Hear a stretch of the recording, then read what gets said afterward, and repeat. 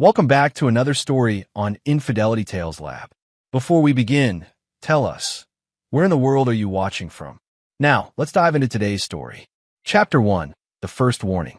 Tyler Moss had always prided himself on being prepared for anything. At 34, the former Marine turned cybersecurity consultant had built a comfortable life in the quiet suburban neighborhood of Millbrook Heights. His two-story colonial home, complete with a perfectly manicured lawn and white picket fence, was everything he dreamed of during those long nights in Afghanistan. More importantly, it was where he'd built a sanctuary for his wife Megan and their 8-year-old daughter Emma. The Ring doorbell had been Megan's idea, a practical addition after a string of package thefts in their neighborhood. Tyler had installed it himself 3 months ago, taking satisfaction in the clean wiring job and perfect camera angle. Technology was supposed to make life easier, safer. He never imagined it would become the source of their nightmare. The first incident happened on a Tuesday night in October. Tyler jolted awake at 3:17 a.m. to the familiar chime of the doorbell notification on his phone. Groggy and confused, he glanced at the screen, expecting to see a raccoon or perhaps a late-night delivery. Instead, the feed showed nothing but static, a writhing mass of digital distortion that made his eyes water. "What the hell?" he muttered, careful not to wake Megan, who was sleeping soundly beside him. He slipped out of bed and padded downstairs, his bare feet silent on the hardwood floors, old habits from his military days. Peering through the front window, he saw nothing unusual. The street was empty, bathed in the amber glow of streetlights. No cars, no people, no signs of disturbance. Tyler checked the doorbell's live feed again. Crystal clear. Whatever had triggered the alert was gone, leaving behind only questions and a lingering sense of unease. He made a mental note to check the device's sensitivity settings in the morning and return to bed. But sleep didn't come easily. Something about the static bothered him. It wasn't random digital noise. There had been patterns in it, almost like shapes. Faces, maybe. Tyler shook his head, attributing the thought to his half-awake state. He'd seen enough real horrors during his 3 tours overseas. His imagination didn't need to manufacture new ones. The next morning, over coffee and Emma's chatter about her upcoming school play, Tyler mentioned the incident to Megan. His wife, a pediatric nurse with practical sensibilities, simply shrugged. "Probably just a bug flying too close to the camera," she said, buttering Emma's toast. "These smart devices glitch all the time. Remember when our Alexa started ordering dog food, even though we don't have a dog?" Tyler nodded, wanting to believe her explanation. But as a cybersecurity expert, he knew technology didn't just glitch without reason. Every system failure had a cause, whether it was hardware malfunction, software corruption, or external interference. He made another mental note to run a full diagnostic on their home network. The second incident occurred exactly 24 hours later, same time, 3:17 a.m. This time, Tyler was ready. He'd positioned his laptop on the nightstand, connected to the home security system he'd installed throughout the house. When the doorbell chimed, he was instantly alert, his military training kicking in. The Ring feed showed the same writhing static, but now Tyler was recording everything. He switched to the other cameras, the one covering the backyard, the ones monitoring the side passages, the discrete indoor cameras in the hallways. All showed normal feeds. Whatever was affecting the doorbell camera was isolated to that single device. Tyler grabbed his Sig Sauer P365 from a nightstand safe and moved through the house with practiced stealth. He'd cleared buildings in Kabul. His own home was child's play. Every room was empty, every entrance secure. Outside, the neighborhood slept peacefully. Yet the doorbell continued to show that disturbing static for exactly 3 minutes and 47 seconds before returning to normal. Back in his home office, Tyler analyzed the recorded footage on his high-end workstation. Frame by frame, he studied the distortion, applying various filters and enhancement algorithms he'd learned during his cybersecurity work. What he found made his blood run cold. Hidden in the static, barely visible even with enhancement, were deliberate patterns. Not faces as he'd initially thought, but symbols, geometric shapes that seemed to shift and change with each frame. And underneath it all, almost imperceptible, was a faint audio signature, whispers in a frequency just below normal human hearing. Tyler had seen psychological warfare before. He'd studied techniques used by hostile intelligence agencies to break down targets mentally before physical confrontation. This had all the hallmarks of a sophisticated operation designed to create fear, paranoia, and sleep deprivation. Someone was targeting his family, and they were using advanced technology to do it. But who and why? Tyler's mind raced through possibilities. His cybersecurity work had made him enemies, corporate espionage cases where he'd exposed insider threats, government contracts where he'd identified foreign infiltration attempts. His military service had also left him with a list of potential adversaries, though most were either dead or imprisoned. The third night, Tyler was ready with more than just observation equipment.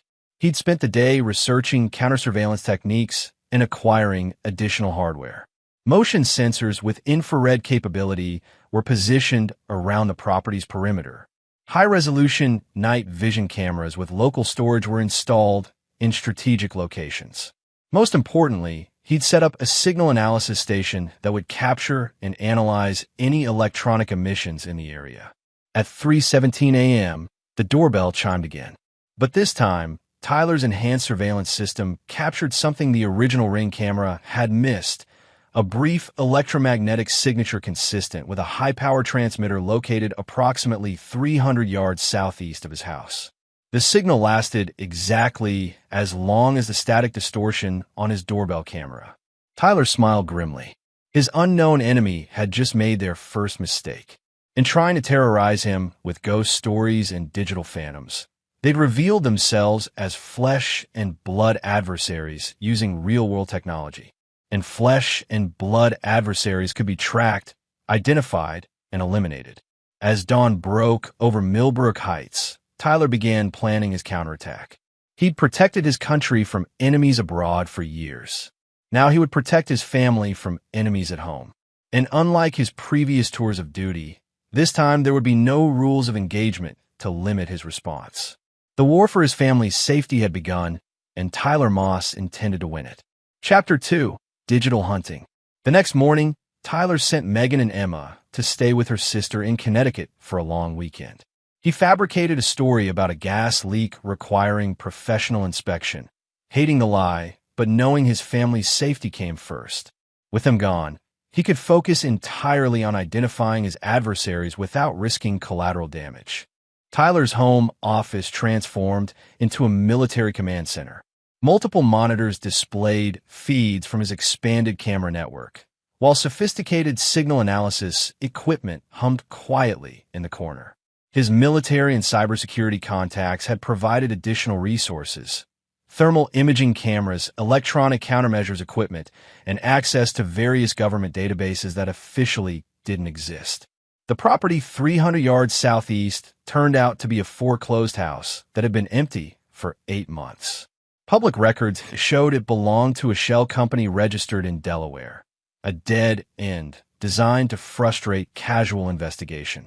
But Tyler wasn't casual, and he had resources that went well beyond public records.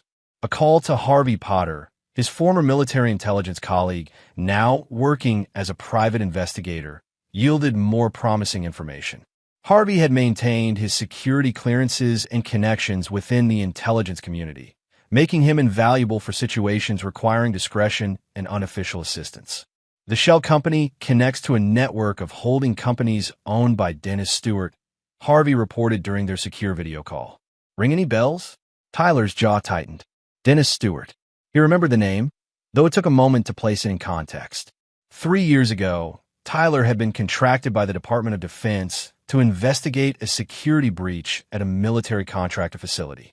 Stewart had been the facility's IT director, and Tyler's investigation had uncovered evidence of Stewart selling classified information to foreign agents. The case had ended with Stewart facing federal charges for espionage, though he'd ultimately plea bargained down to lesser charges due to prosecutorial concerns about revealing sensitive intelligence methods. Stewart had served 18 months in a minimum security facility and been released 2 years ago. Looks like someone holds a grudge, Harvey said. But this seems elaborate for simple revenge.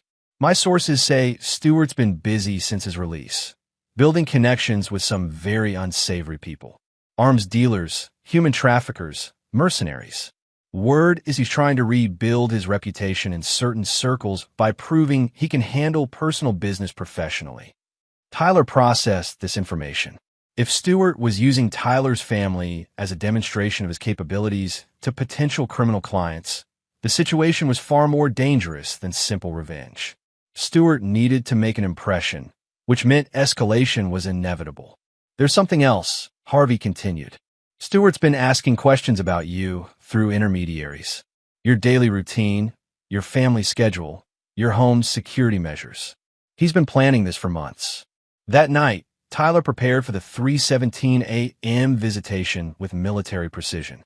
Instead of waiting in his bedroom, he positioned himself in the abandoned house's backyard, armed with night vision equipment and a range of less-than-legal surveillance devices. If Stewart or his associates were using the property as a base of operations, Tyler intended to capture them in the act. At exactly 3:15 a.m., a panel van approached the house from the rear access road.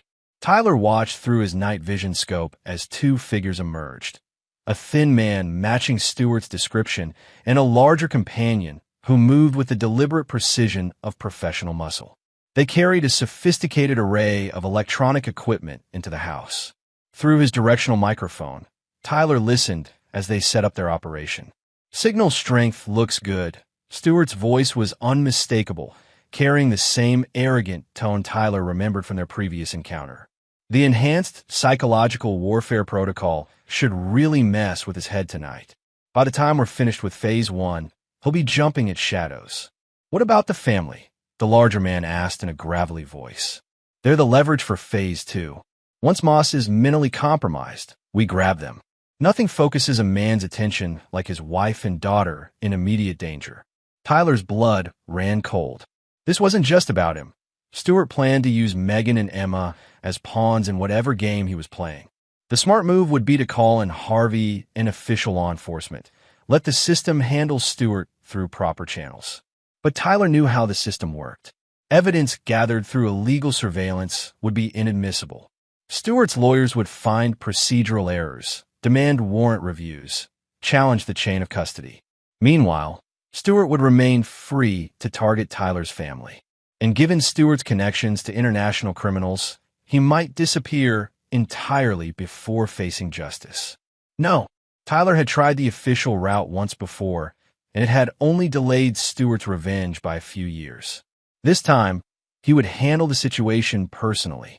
As Stewart and his partner activated their equipment, a high-power transmitter designed to inject the disturbing static into Tyler's doorbell camera, Tyler made his decision. He circled around to the house's front entrance, using lockpicks acquired during his intelligence work to gain silent entry. The house's interior was dusty and empty except for Stewart's electronic equipment. Tyler moved through the darkness like a ghost, his military training making him virtually invisible even to trained observers. He positioned himself in the hallway leading to the room where Stewart was working, close enough to hear every word but still concealed in shadow. Phase 2 begins tomorrow night, Stewart was explaining to his companion. We grab the family during their normal evening routine. Moss will do anything to get them back, including transferring his entire bank account to our offshore accounts. After that, we eliminate all three of them and make it look like a home invasion gone wrong. Tyler had heard enough. He activated a small device Harvey had provided, a cellular signal jammer that would prevent Stewart from calling for help or triggering any remote alarms. Then he began his own psychological warfare campaign. The first indication Stewart had that something was wrong came when his equipment began malfunctioning. Tyler, working from his cybersecurity expertise, had identified the transmitter's control frequency and was now flooding it with interference from a compact device he'd positioned outside. What the hell? Stewart muttered, frantically adjusting controls as his carefully calibrated system descended into chaos. Tyler's voice emerged from the darkness, calm and controlled.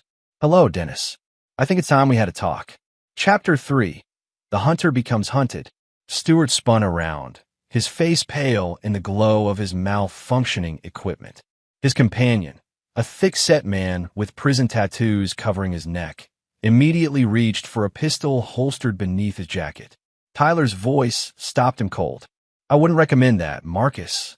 Tyler had identified the man through facial recognition software. Marcus Vale, a former enforcer for organized crime families who'd served time for assault and battery. "I have a rifle trained on you through the window, and my finger's getting itchy." It was a bluff, but Marcus hesitated long enough for Tyler to capitalize on the psychological advantage. In the darkness, the two men couldn't see Tyler clearly, couldn't assess his position or capabilities. Fear of the unknown was always more powerful than fear of the visible. "Tyler Moss," Stewart said, attempting to regain control of the situation. "I was hoping we'd get a chance to catch up. You cost me everything 3 years ago. My career, my reputation, my freedom. I've been looking forward to returning the favor." "Your choices cost you everything," Tyler replied, stepping partially into the light so the two men could see his face but not his full position. "I just documented them. But I'm curious about something, Dennis. Why the elaborate psychological warfare? Why not just come to me directly?" Stewart's laugh was bitter and humorless. "Because I wanted you to understand what helplessness feels like. I wanted you to experience the slow dissolution of everything you thought was secure, just like I did. Fear, paranoia, the gradual realization that you can't protect what matters most. That was just the beginning. And now, my clients get to see how I handle personal business. Your family's disappearance will be very public, very mysterious, and very permanent. The kind of demonstration that builds reputation in certain circles." Tyler felt a cold fury building in his chest, but his voice remained steady. "There's just one problem with your plan, Dennis. You're not the only one who learned new skills over the past few years."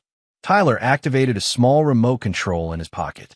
Instantly, the house's electrical system came to life, not the standard power grid, but an emergency lighting system Tyler had installed earlier that day during his reconnaissance.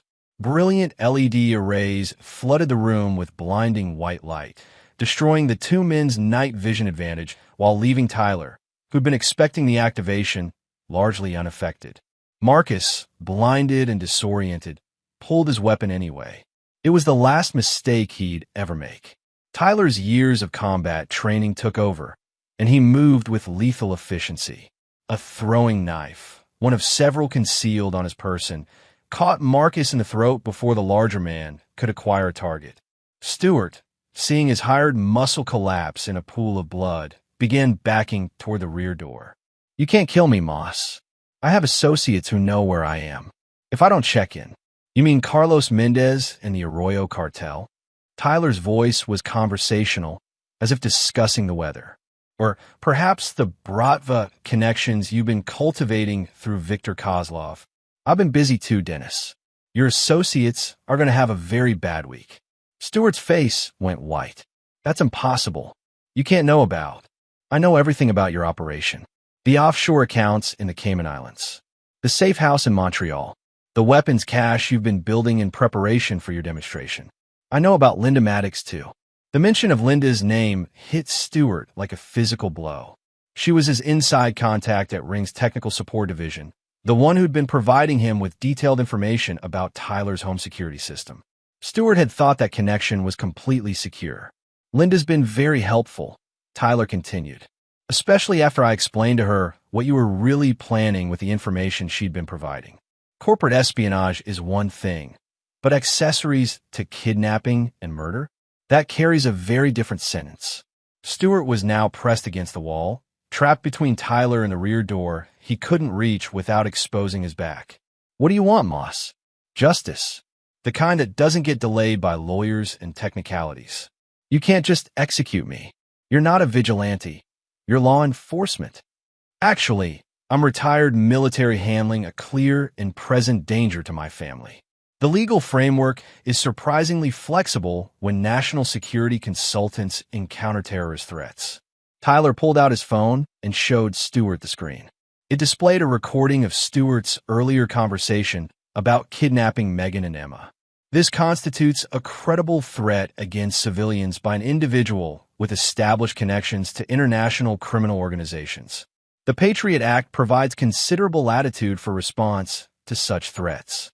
Stewart's legs seemed to give out, and he slid down the wall into a sitting position. Jesus Christ, Moss. What did you become? Exactly what I needed to become to protect my family. For the next hour, Tyler methodically extracted information from Stewart about his entire operation. The names of his contacts, the location of his resources, the details of his planned assault on Tyler's family. Stewart, faced with the choice between cooperation and immediate death, proved remarkably forthcoming. By dawn, Tyler had a complete picture of the threat against his family. Stewart's operation was larger than he'd initially believed. A network of disgruntled former military and intelligence personnel who'd turned to criminal activities after leaving government service. They'd been using Stewart's vendetta against Tyler as a testing ground for new techniques in intimidation, kidnapping, and elimination. Here's what's going to happen, Tyler told Stewart as the sun began filtering through the abandoned house's dirty windows. You're going to make some phone calls. You're going to tell your associates that the operation is canceled, that you've had a change of heart about targeting civilian families.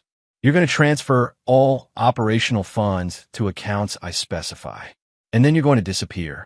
And if I refuse? Tyler gestured to Marcus's corpse.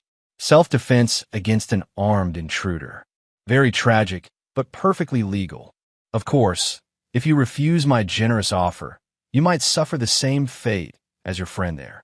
Stewart looked at the body of his hired muscle, then back at Tyler's cold, determined expression. You've changed, Moss. The man who investigated me 3 years ago wouldn't have done this. The man I was 3 years ago didn't have a family to protect. Evolution is a wonderful thing, Dennis. The question is whether you're smart enough to evolve with changing circumstances or stupid enough to become extinct. Stewart reached for his phone with shaking hands. Tyler had won the first battle, but he knew the war was far from over. Stewart's associates wouldn't simply forget about their investment in this operation, and Tyler's methods had crossed lines that couldn't be uncrossed. But as he listened to Stewart make the calls that would dismantle the immediate threat to his family, Tyler felt no regret. Some lines were meant to be crossed when everything that mattered hung in the balance. The hunter had become the hunted, but Tyler Moss was a very dangerous prey. Chapter 4. The Network Unravels. 3 days later, Tyler sat in his home office monitoring multiple intelligence feeds while Megan and Emma remained safely hidden at her sister's house. Stewart's phone calls had bought them temporary respite, but Tyler's analysis of the intercepted communications revealed a disturbing truth.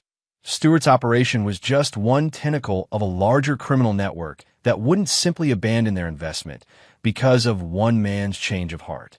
Harvey Potter arrived that morning with intelligence that confirmed Tyler's worst fears. Stewart's dead, he announced without preamble, settling into the chair across from Tyler's desk. Found in his hotel room this morning with 2 bullets in the back of his head. Professional execution, no witnesses. Tyler felt no satisfaction at the news. Stewart's death meant his former associates had decided to eliminate loose ends rather than abandon their operation. Who found him? Hotel staff. No cameras in that section of the building. Stewart specifically requested a room in the security dead zone. His killers knew exactly where to find him and how to avoid detection. Any leads on who's running the operation now? Harvey pulled out a tablet loaded with surveillance photos and intercepted communications. Meet Oscar Berger, former NSA analyst turned freelance intelligence broker. According to my sources, he's been building a network of discharged military and intelligence personnel for hire by organized crime syndicates. Tyler studied Berger's file. The man was younger than Stewart, maybe early 30s, with the pale complexion and soft build of someone who'd spent his career behind desks rather than in field operations. But his intelligence credentials were impressive. He'd been involved in some of the NSA's most sophisticated cyber warfare programs before being quietly dismissed for policy disagreements. Berger's operation is much more sophisticated than Stewart's revenge fantasy, Harvey continued. They've been contracted by the Kozlov organization to field test new techniques for intimidating and eliminating targets in American suburbs. The idea is to develop methods that appear random or accidental, allowing for large-scale operations without attracting federal attention. And my family is their proof of concept. Exactly. Berger doesn't care about Stewart's personal vendetta. He cares about proving his methods work. That makes him more dangerous because he's not emotionally invested in the outcome. This is just business to him. Tyler leaned back in his chair, processing the implications. An enemy motivated by emotion could be manipulated, distracted, or reasoned with. An enemy motivated purely by professional considerations was far more difficult to predict or counter. What's his next move? According to intercepts, he's moving to direct action. No more psychological warfare. Berger considers that phase of the operation complete.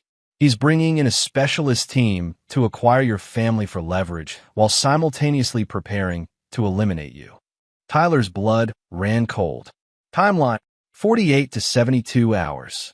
Maybe less if he decides to accelerate the schedule after Stewart's death. Tyler stood and walked to his safe, removing additional weapons and equipment. Then we need to move first. What do you know about his operational setup? Harvey consulted his tablet. Berger's established a command center in an industrial complex about 20 miles from here. Former furniture manufacturing facility that's been empty for 2 years. He's got at least 6 operatives with military backgrounds, plus technical support staff and local contractors for surveillance and logistics. Sounds like a small army. It is, but they're expecting to fight a scared suburban dad, not someone with your background and resources. Tyler smiled grimly. Time to adjust their expectations. Over the next 12 hours, Tyler and Harvey implemented a plan that would have impressed their former intelligence colleagues. Using a combination of cyber warfare techniques and old-fashioned reconnaissance, they mapped Berger's entire operation down to individual personnel schedules and equipment inventories. The key insight came from analyzing Berger's communications patterns. The man was brilliant at technical operations, but had a critical weakness: arrogance. He consistently underestimated local law enforcement and civilian capabilities, assuming that superior technology and professional training would overwhelm any opposition. Tyler intended to use that arrogance against him. The first phase of the counterattack began at sunset. Tyler infiltrated Berger's operational perimeter using skills learned during his military service, while Harvey coordinated with selected contacts in federal law enforcement. The plan was to simultaneously destroy Berger's technical capabilities while providing evidence of his criminal activities to authorities who could act on that information legally. Tyler's infiltration revealed that Berger's setup was indeed impressive. Military-grade communications equipment, sophisticated surveillance systems, and enough firepower to outfit a small invasion force. But it also revealed a critical vulnerability. Berger's entire operation depended on centralized command and control systems that could be compromised by someone with Tyler's cybersecurity expertise. Working from a concealed position within the facility's abandoned office section, Tyler began systematically infiltrating Berger's networks. His first target was the communications system that coordinated Berger's field operatives. A few carefully crafted virus programs began corrupting data, scrambling frequencies, and introducing false information into the command structure. Within 2 hours, Berger's operation was descending into chaos. Field teams were receiving conflicting orders, surveillance systems were reporting phantom targets, and the secure communications network was broadcasting sensitive information on frequencies monitored by federal agencies. But Tyler's real masterstroke was more subtle. Using his access to Berger's systems, he planted evidence of a much larger criminal conspiracy: weapons trafficking, money laundering, connections to international terrorist organizations. All fictional, but convincing enough to trigger immediate federal intervention when combined with the legitimate evidence of Berger's planned assault on Tyler's family. By midnight, Berger's command center was surrounded by FBI tactical teams responding to what they believed was an imminent terrorist attack on civilian targets. The evidence Tyler had planted, combined with the real communications intercepts Harvey had provided to his federal contacts, painted Berger's operation as a clear national security threat requiring immediate action. Tyler watched through night vision scopes as federal agents stormed the facility. Most of Berger's operatives surrendered immediately, recognizing that resistance against overwhelming federal force would only add to their eventual sentences. But Berger himself managed to escape during the initial confusion, slipping away through a maintenance tunnel Tyler hadn't identified during his reconnaissance. "Son of a bitch is gone," Harvey reported through their secure communications link. "Federal agents are securing the facility, but Berger's in the wind." Tyler wasn't surprised. Men like Berger always had escape plans, and his intelligence background meant he knew how to disappear effectively. But Tyler also knew that a man on the run had limited options and predictable needs. "He'll try to reach his international contacts," Tyler replied. "Probably through the network of safe houses he's established for situations like this. But he'll need resources first: money, new identity documents, transportation. That means he'll have to access assets he's cached locally. Can you track him?" Tyler smiled as he monitored the data streams flowing from Berger's compromised computers. "I don't need to track him.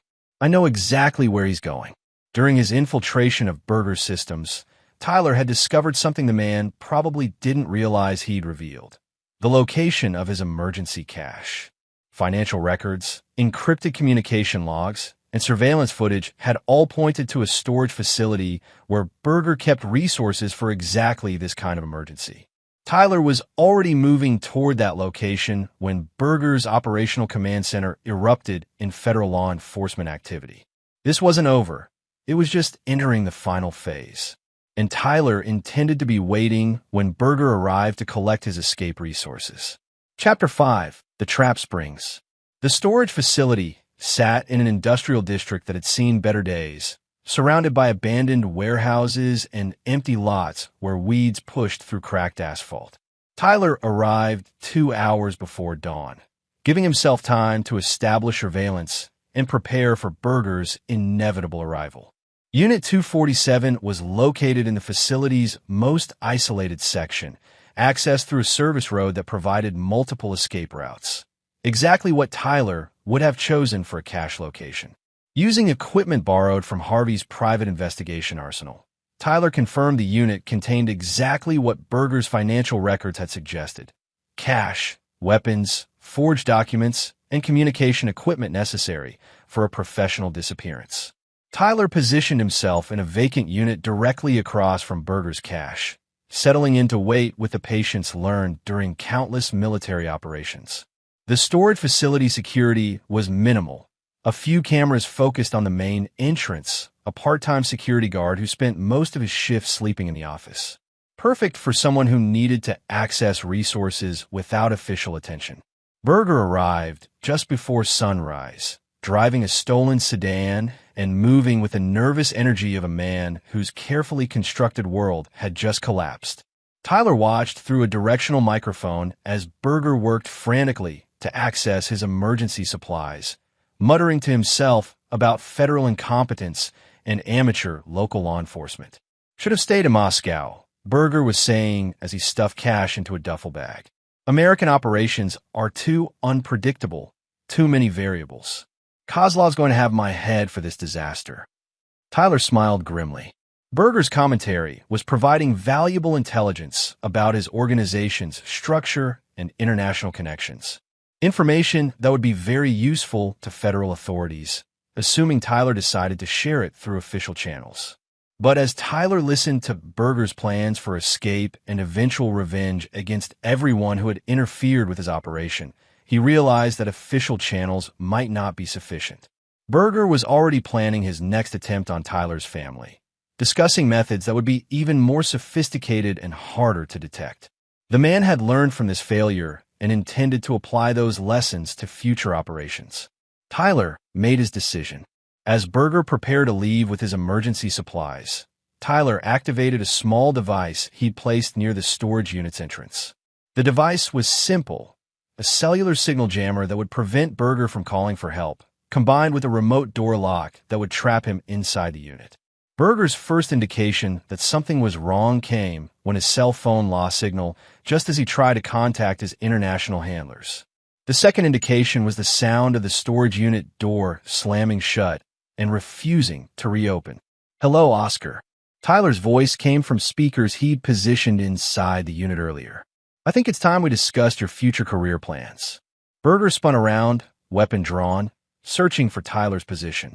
But Tyler was speaking from his concealed location across the facility, using equipment that made his voice appear to come from multiple directions simultaneously. "Tyler Moss, I presume. I have to admit, you've been more resourceful than our intelligence suggested. Stewart underestimated you significantly. Stewart made a lot of mistakes. The question is whether you're going to repeat them." Berger laughed, though Tyler could hear the strain in it. "I'm not some amateur seeking personal revenge. This is business, and business finds a way to adapt to changing circumstances. Even if you eliminate me, others will continue the operation. Your family remains a valuable asset for demonstrating our capabilities." "That's where you're wrong, Oscar. See, while you were building your little demonstration project, I was building something too. A comprehensive file documenting your entire network. Names, locations, financial structures, operational methodologies. Everything federal authorities would need to dismantle your organization completely."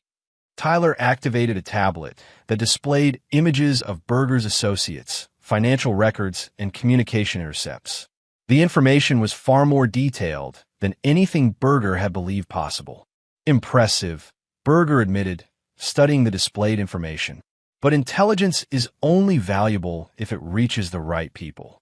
Kill me, and that information disappears with any hope of protecting your family long-term. You're assuming I need you alive to share that information. But here's the thing about electronic files. They can be programmed to transmit automatically under certain conditions.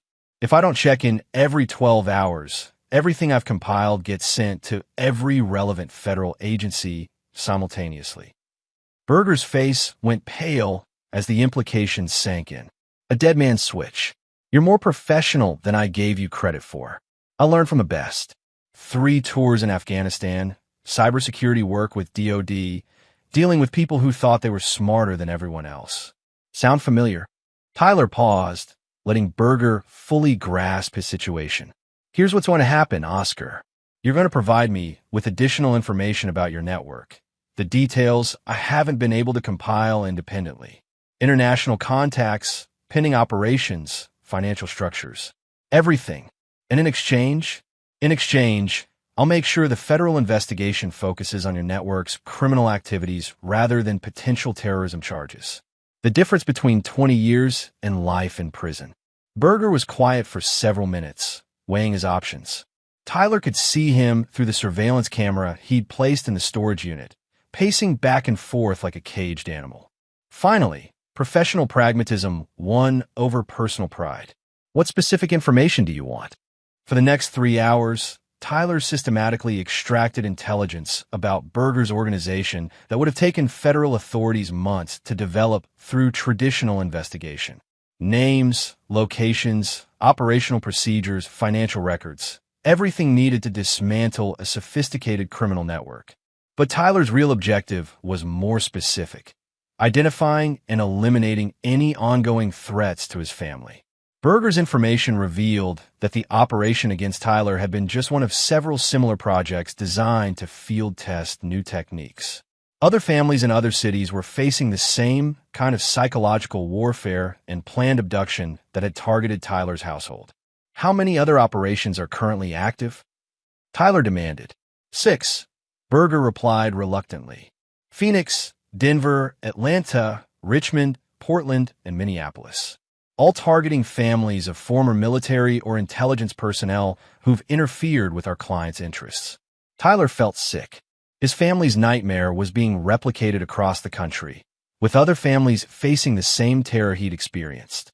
The thought of other children like Emma living in fear because of these criminals' experiments filled him with cold fury. "Those operations end today," Tyler said. "You're going to contact your field teams and abort all active projects.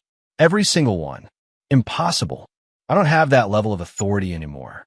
After this morning's disaster, control has passed to our international supervisors. They're not going to abandon 6 active operations because one test subject proved more resourceful than expected. Tyler had expected this response. Berger's organization was too sophisticated to collapse because of one man's capture. But Tyler had prepared for that contingency as well. Then we'll have to convince them that continuing these operations is too dangerous to their long-term interests. Tyler activated another device, this one connected to Berger's own communication equipment. Using protocols he'd extracted from Berger's systems, Tyler began broadcasting false reports about federal law enforcement activities targeting the entire network. Raids, arrests, asset seizures, international law enforcement cooperation. All fictional, but reported through channels and in language that would be completely convincing to Berger supervisors. Within an hour, Tyler's phantom federal investigation had grown into an international crisis from the perspective of Berger's organization. Faced with what appeared to be coordinated law enforcement action across multiple countries, the criminal network began implementing emergency protocols, shutting down operations, evacuating personnel, destroying evidence. "You magnificent bastard," Berger said, watching Tyler's deception unfold through his own communication channels. "You're single-handedly destroying an operation that took years to build." "I'm protecting families from monsters," Tyler replied coldly. "The fact that it's destroying your criminal enterprise is just a bonus." As dawn gave way to morning, Tyler watched Berger's network collapse like a house of cards built on criminal sand. The false reports of federal action became self-fulfilling prophecies as the organization's panic-driven responses attracted real law enforcement attention. By noon, actual federal agencies were investigating activities they'd initially known nothing about. Tyler's gambit had worked beyond his most optimistic expectations. But now he faced a new challenge. What to do with Berger himself?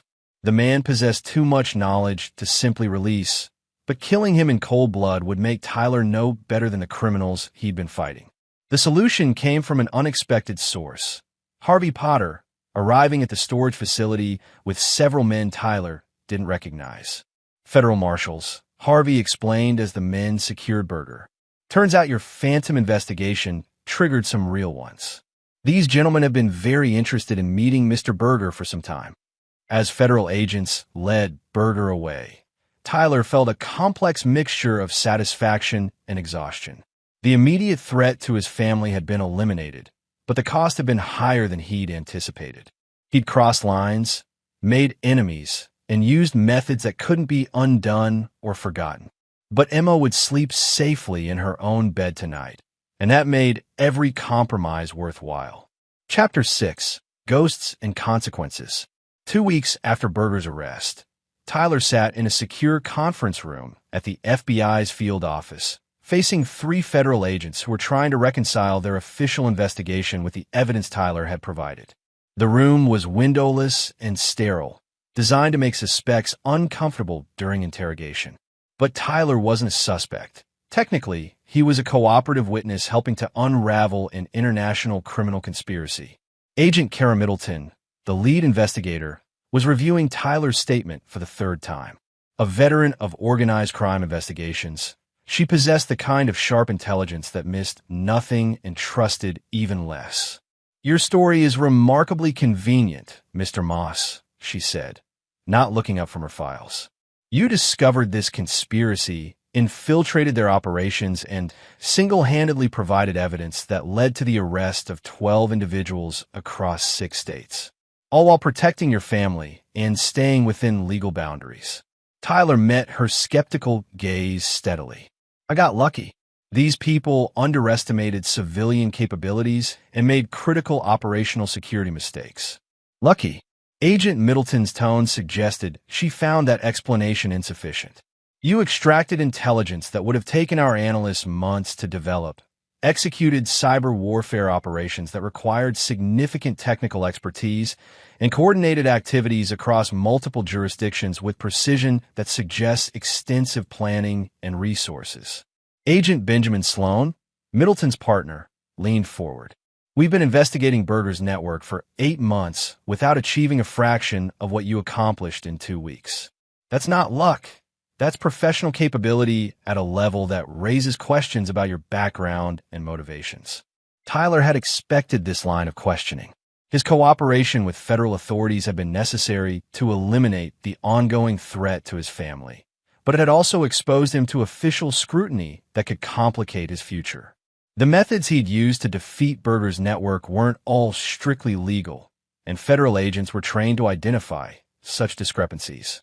I have a cybersecurity background and military training, Tyler replied. When someone threatened my family, I used every resource available to protect them. If that violated certain protocols, I accept responsibility for those decisions. Agent Middleton exchanged glances with her colleagues. Mr. Moss, we're not here to prosecute you for protecting your family. We're here because your actions suggest capabilities that could be very valuable to ongoing federal operations. Berger's network was part of a larger criminal organization that continues to threaten American citizens. Tyler felt a familiar weight settling on his shoulders. During his military service, he'd received similar recruitment pitches from intelligence agencies looking to leverage his skills for operations that existed in legal gray areas. He declined those opportunities then, choosing instead to build a normal life with his family. But his family's safety had been threatened by the same kind of criminal networks those agencies dealt with daily. The choice between normal life and necessary action had already been made for him. What kind of cooperation are you suggesting? Tyler asked. Agent Sloan pulled out a classified folder. Berger's organization was contracted by the Kozlov Syndicate to develop techniques for intimidating and eliminating targets in American suburban communities. Berger's arrest has disrupted their current operations, but hasn't eliminated the underlying threat. Kozlov is already working to replace Berger with someone more competent, and you wanted to help stop that. We want you to consider a consultancy arrangement, Agent Middleton said. Your methods were unorthodox, but they were effective. More importantly, you understand how these organizations think and operate. That perspective could be invaluable for protecting other families facing similar threats. Tyler looked out the conference room's single window, watching normal people going about their normal lives. 3 weeks ago, he'd been one of them, a suburban dad worried about nothing more serious than Emma's school grades and Megan's work schedule. Now he was being recruited to wage covert war against international criminal syndicates. I need to discuss this with my wife, Tyler said finally. Of course, but Mr. Moss, time is a factor. Kozlov's organization is accelerating their timeline to field test replacement operations. Other families are at risk. That evening, Tyler sat on his back porch with Megan, watching Emma play in their carefully maintained garden. The Ring doorbell that had started this nightmare now showed only normal activity. Neighbors walking dogs, delivery trucks, children riding bicycles. The suburban tranquility that had once been Tyler's greatest achievement now felt fragile and temporary. They want you to keep doing this, Megan said after Tyler explained the federal agent's proposition. It wasn't a question. They want me to help protect other families from what we went through. Megan was quiet for several minutes, processing the implications. As a pediatric nurse, she understood the weight of protecting innocents from those who would harm them. But she also understood the cost such protection extracted from those who provided it. If you do this, you can't be the same person you were before, she said eventually. The man who came home after dealing with Stewart and Berger. He's different from the man who installed that doorbell 3 months ago. Tyler nodded. He'd felt the change himself. A coldness that hadn't been there before, a willingness to cross lines that he'd once considered inviolable. The skills necessary to protect his family had required becoming someone harder, more dangerous, less concerned with legal niceties than with effective results. Emma needs her father, Megan continued. But other children need someone to protect them from the same monsters that threatened our daughter. I can't make this decision for you, Tyler. But I can tell you that whatever you choose, we'll face it together. Tyler felt a surge of love for his wife that was almost overwhelming. Another woman might have demanded that he walk away from danger, choose personal safety over public service. But Megan understood that some choices weren't really choices at all. They were moral imperatives that defined who a person truly was. The federal agents said Kozlov's organization is already working to replace Berger. Other families are going through what we went through. Then you know what you have to do. That night, Tyler called Agent Middleton and accepted their consultancy arrangement. The work would be dangerous, morally complex, and legally ambiguous. But somewhere in America, a family was receiving mysterious signals on their home security system, and children were waking up afraid in what should have been the safety of their own homes.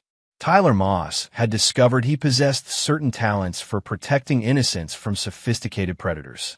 It wasn't the life he'd planned, but it was the life his choices had created.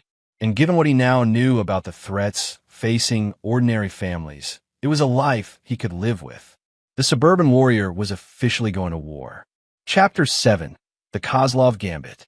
6 months into his federal consultancy, Tyler had helped dismantle 3 more criminal operations and protected 14 families from organized intimidation campaigns. His methods had evolved, becoming more sophisticated as he learned to work within federal frameworks while maintaining the aggressive effectiveness that made him valuable to Agent Middleton's team. But the Kozlov organization had been learning too. The call came at 2:47 a.m. on a Tuesday in March. Tyler answered on the first ring, instantly alert despite having been deep asleep moments before, a skill developed during his military service and refined through months of federal operations. "We have a problem." Agent Middleton's voice was tense. "Kozlov's people have Emma." Tyler's world stopped. For a moment, he couldn't process the words, couldn't reconcile the impossible statement with reality. Emma was safe in her bedroom upstairs. Megan had tucked her in at 9 o'clock, read her favorite story about brave princesses and dragon slayers. "That's not possible," Tyler said, but he was already moving, padding silently down the hallway to Emma's room. "She's here. She's safe. We have security measures." Emma's bed was empty. The window was open, and Tyler's sophisticated alarm system showed no signs of intrusion. Professional work, executed with precision that spoke of extensive planning and intimate knowledge of Tyler's security arrangements. "Ow!" Tyler's voice was barely controlled fury. "Viktor Kozlov himself is in the United States. He's been planning this operation personally, using intelligence gathered over the past 6 months. Tyler, they know everything about your family, your methods, your federal connections. This isn't just revenge. It's a demonstration of their capabilities to potential clients." Tyler was already moving through his house, checking Megan's location, safe at the hospital working a night shift, confirming the status of his security systems. All appeared normal except for Emma's window, and beginning mental protocol for hostage rescue operations he'd hoped never to use. Demands: you in exchange for Emma. Personal meeting, no federal backup, no surveillance. Just you and Kozlov, settling business between professionals. Tyler understood immediately. Kozlov wasn't interested in ransom money or negotiated settlements. This was about reputation, about proving that no one, not federal agents, not suburban warriors, not protective fathers, could successfully challenge the Kozlov organization. Emma was bait for a trap designed to eliminate Tyler while publicly demonstrating Kozlov's power. Location: I'm sending you coordinates. Tyler, this is obviously a trap. We can't. Agent Middleton. Tyler's voice cut through her objections with absolute finality. They have my daughter. I'm going to get her back.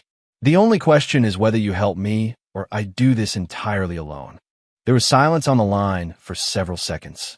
Then, what do you need? Tyler spent the next hour preparing for what would likely be his final operation. Unlike his previous encounters with Berger and Stewart, this wasn't a situation where superior planning and technological advantages could guarantee success. Kozlov had chosen the battlefield, set the terms of engagement, and prepared extensively for Tyler's arrival. But Tyler had advantages too. 6 months of federal work had given him access to intelligence resources and technical equipment that Kozlov might not have anticipated. More importantly, Tyler was fighting for his daughter's life, a motivation that made him more dangerous than any professional soldier or criminal operative. Harvey Potter arrived as Tyler was loading equipment into his vehicle. His old military friend took one look at Tyler's expression and nodded grimly. "What's the plan?" Harvey asked without preamble. "There is no plan. This is a straight hostage exchange in hostile territory with overwhelming odds against success. I'm going to wing it and hope training beats luck." Harvey pulled out his own weapons and gear. "Sounds like my kind of operation." "Harvey, I can't ask you to." "You're not asking. I'm volunteering. Emma calls me Uncle Harvey, and uncles don't let little girls stay with monsters just because the odds are bad." The coordinates led to an abandoned industrial complex on the outskirts of a city, the kind of isolated location that provided multiple escape routes for hostiles while offering no cover or concealment for rescue attempts. Tyler and Harvey spent 30 minutes conducting surveillance from a distance, identifying at least 12 armed guards positioned around the perimeter. Professional setup, Harvey observed through binoculars. Military-trained personnel, overlapping fields of fire, sophisticated communications equipment. Kozlov's not taking any chances. Tyler studied the facility's layout, looking for weaknesses in what appeared to be an impregnable defensive position. Emma's probably being held in the central building, maximum distance from potential rescue approach routes. Kozlov will want to keep her close during negotiations to maintain psychological leverage. Negotiations? I don't think Kozlov intends to negotiate. This is an execution designed to look like a hostage exchange gone wrong. He gets to eliminate me while demonstrating his organization's capabilities to potential clients. Emma becomes collateral damage that reinforces his reputation for ruthlessness. Harvey nodded grimly. "So we don't negotiate. We go in hard and fast, eliminate hostiles, extract Emma, and sort out the legal complications later." Tyler appreciated his friend's loyalty, but the tactical situation was nearly hopeless.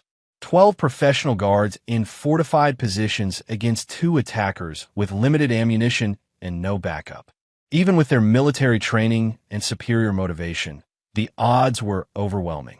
But Tyler had spent 6 months learning that sometimes overwhelming odds could be overcome through unconventional methods and willingness to escalate beyond an enemy's expectations.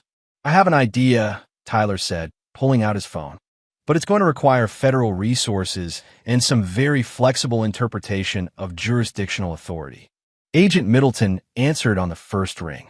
"Tyler, where are you?" "Close enough to see the target location. I need you to coordinate with local SWAT teams and prepare for a major federal operation. Multiple suspects, automatic weapons, possible explosives." "Tyler, we can't authorize a federal assault based on—" "Agent Middleton," Tyler interrupted, his voice carrying the authority of someone who had moved beyond caring about official protocols. "Viktor Kozlov is on American soil with a team of armed foreign nationals who have kidnapped an American child. This is officially an act of international terrorism, which gives you all the jurisdictional authority you need." Tyler could hear Agent Middleton consulting with her superiors in the background. Federal bureaucracy was notoriously slow, but the combination of international terrorism and child endangerment could accelerate decision-making processes dramatically. "How much time do you need?" she asked finally. Tyler checked his watch. Dawn was still 2 hours away. Optimal timing for a coordinated assault. 2 hours. And Agent Middleton? "When this starts, it's going to get very loud and very messy. Make sure your people are ready for that." As Tyler and Harvey prepared for what might be their final mission together, Tyler felt the familiar calm that preceded combat operations. Emma was depending on him, and Tyler Moss had never failed anyone who depended on him. Viktor Kozlov was about to learn why that perfect record was going to continue. Chapter 8, The Final Gambit. At exactly 4:30 a.m., Tyler walked alone toward the industrial complex's main entrance, his hands visible and empty as per Kozlov's instructions.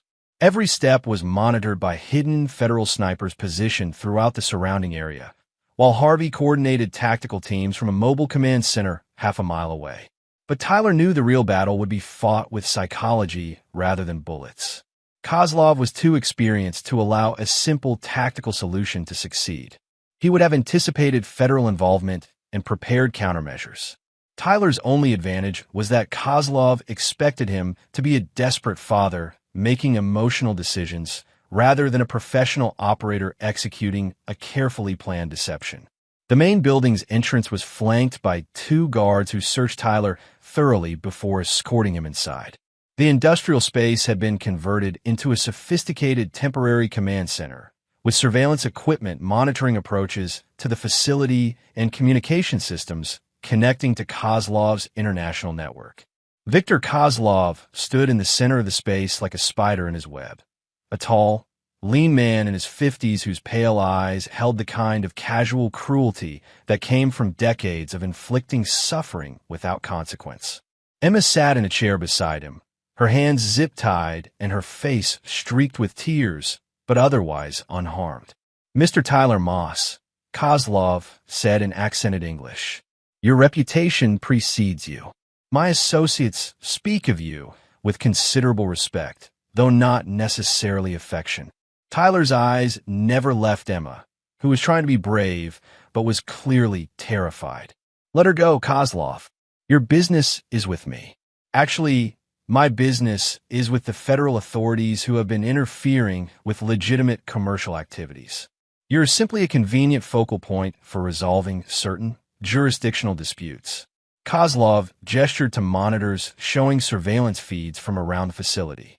"I am aware that your friends are positioned outside. Federal agents, local SWAT teams, probably military snipers as well." Very impressive response to a simple business meeting.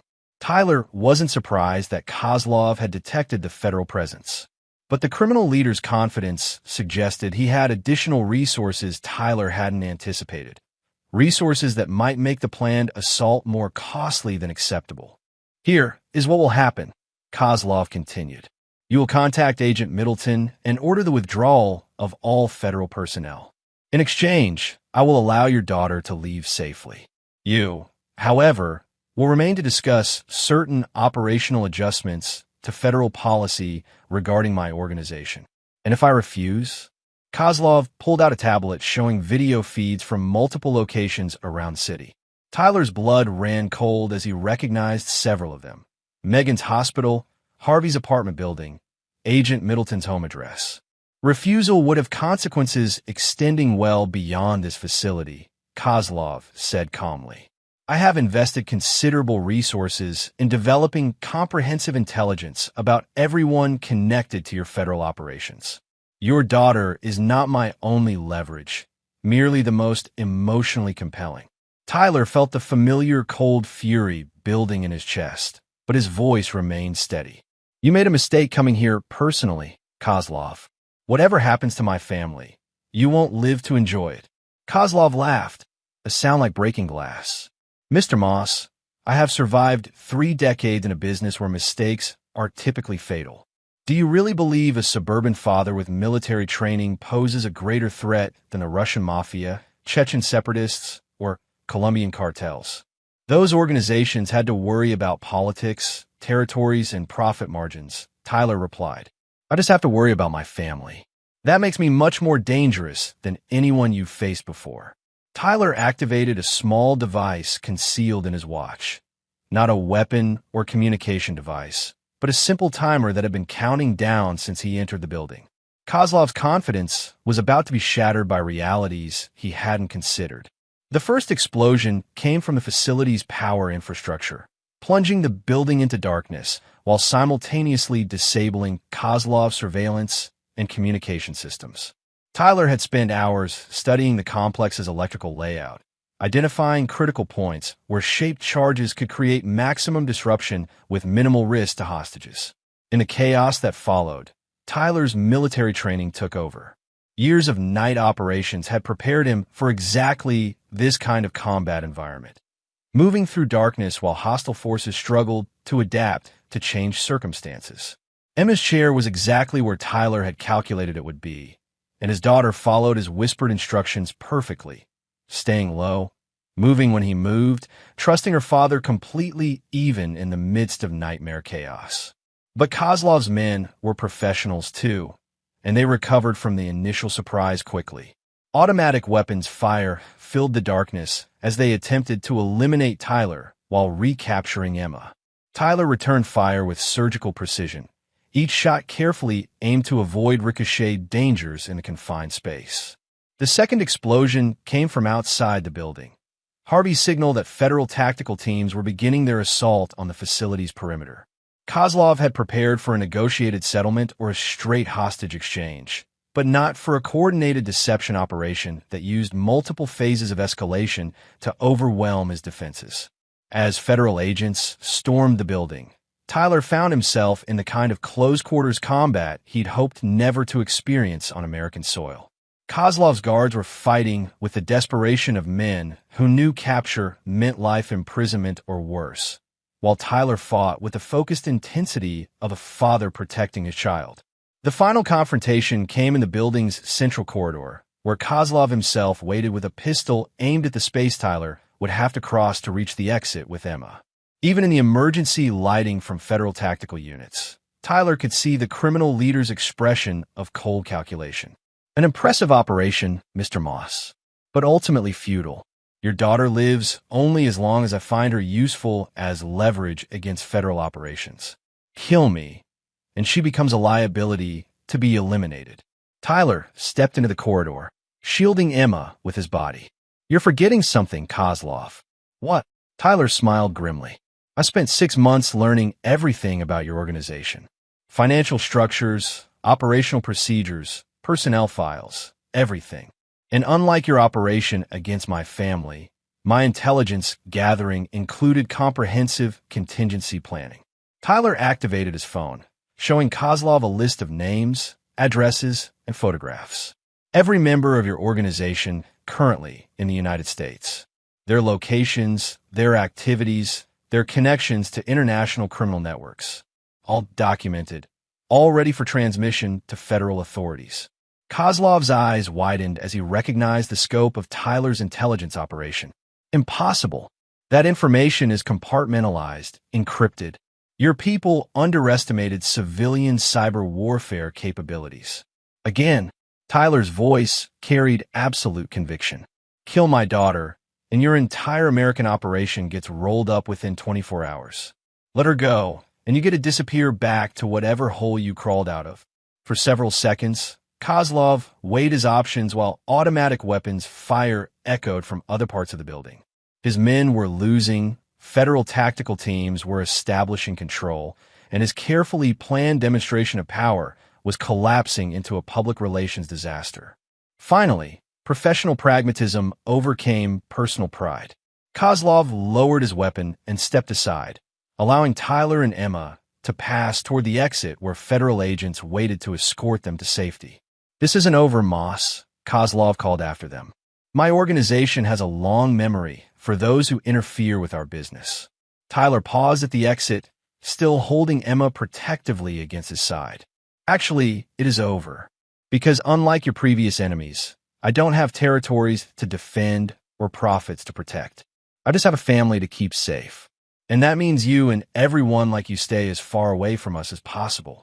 Tyler looked directly into Kozlov's eyes, letting the criminal leader see the absolute conviction there. Test that theory at your own risk. As federal agents led Kozlov away in handcuffs, Tyler finally allowed himself to breathe normally. Emma was safe, the immediate threat was eliminated, and his family could begin the process of returning to normal life. But Tyler knew that normalcy was a relative concept.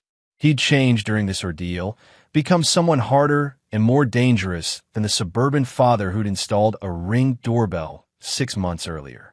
The question now was whether that change would ultimately protect his family or destroy the peaceful life he'd fought so hard to preserve. Chapter 9. New Foundations. 3 months after Viktor Kozlov's arrest, Tyler sat in his home office reviewing the final reports from federal prosecutors. The Kozlov organization had been dismantled completely. 27 arrests across 6 countries, financial assets seized, and operational capabilities eliminated.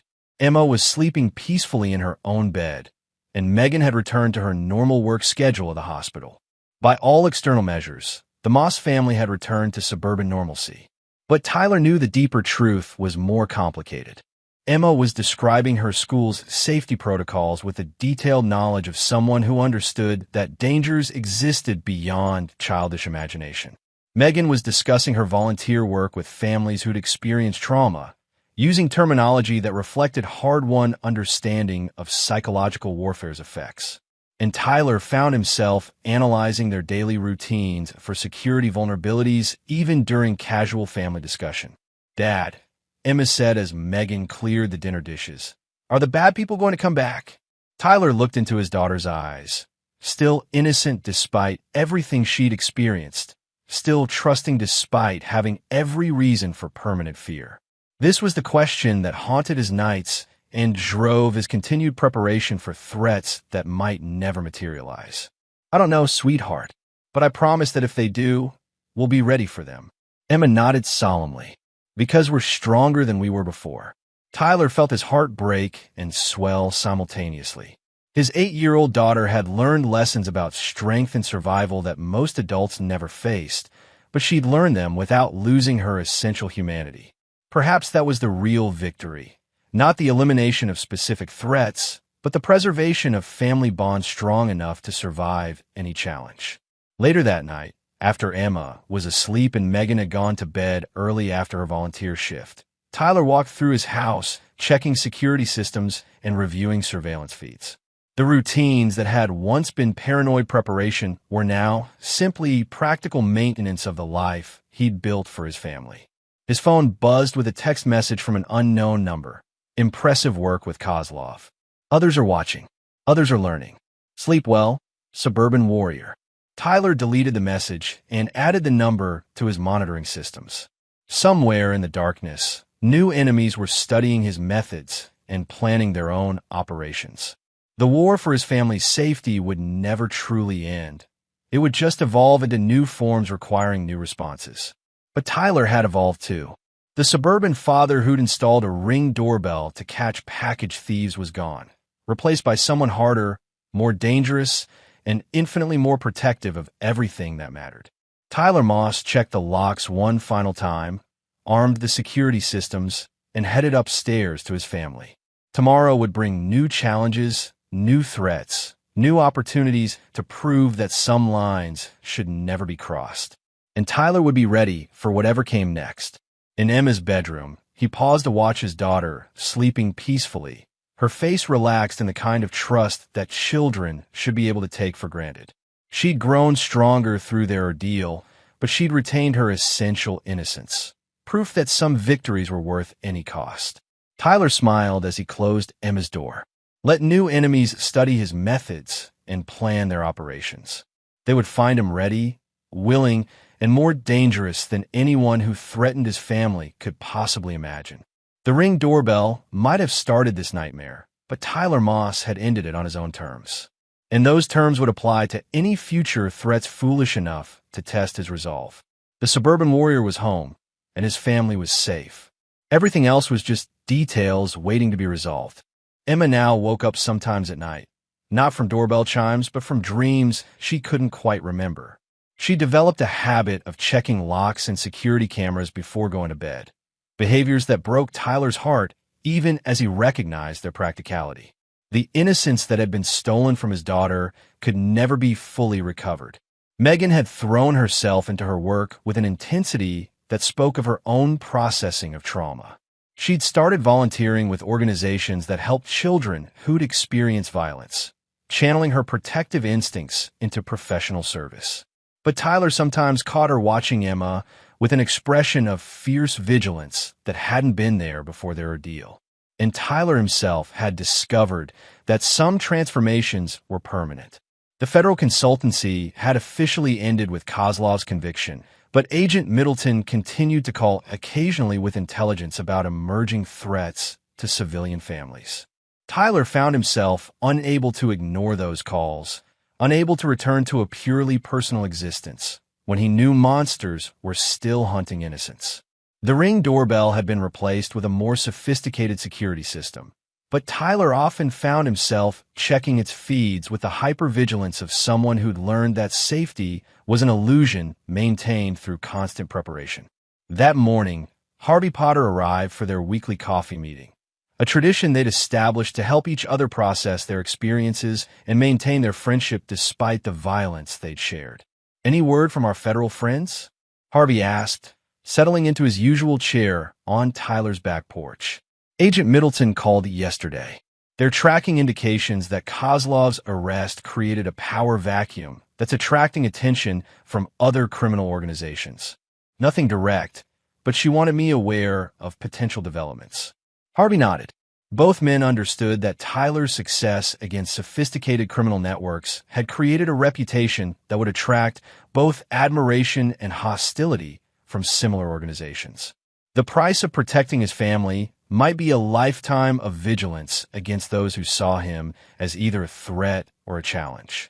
Emma seems to be doing better, Harvey observed, watching Tyler's daughter play in the backyard with the kind of carefree energy that had been missing for months. She is, but she's different now. More aware, more careful. Sometimes I wonder if we saved her childhood or just extended it temporarily. You save her life, Tyler. Everything else is details we can work through together. Tyler appreciated his friend's perspective, but he couldn't shake the feeling that their victory had come at costs they were still discovering. The methods he'd used to defeat Stewart, Berger, and Kozlov had required crossing lines that couldn't be uncrossed. He'd become someone capable of violence and deception at levels that would have horrified the man he'd been before this started. That afternoon, Agent Middleton called with news that crystallized Tyler's concerns about the future. We've received intelligence indicating that your success against the Kozlov organization has attracted attention from several other criminal networks, she reported. Nothing immediate, but they're studying your methods and developing countermeasures. Some are also exploring whether your family might represent valuable leverage for operations against federal law enforcement. Tyler felt the familiar cold fury building. Are you telling me this is going to happen again? I'm telling you that your actions have consequences beyond the specific threats you eliminated. You've become a symbol of civilian resistance to organized crime, which makes you both an inspiration and a target. Tyler understood. His choice to fight back against criminals targeting his family had made him a public figure in circles where such attention was extremely dangerous.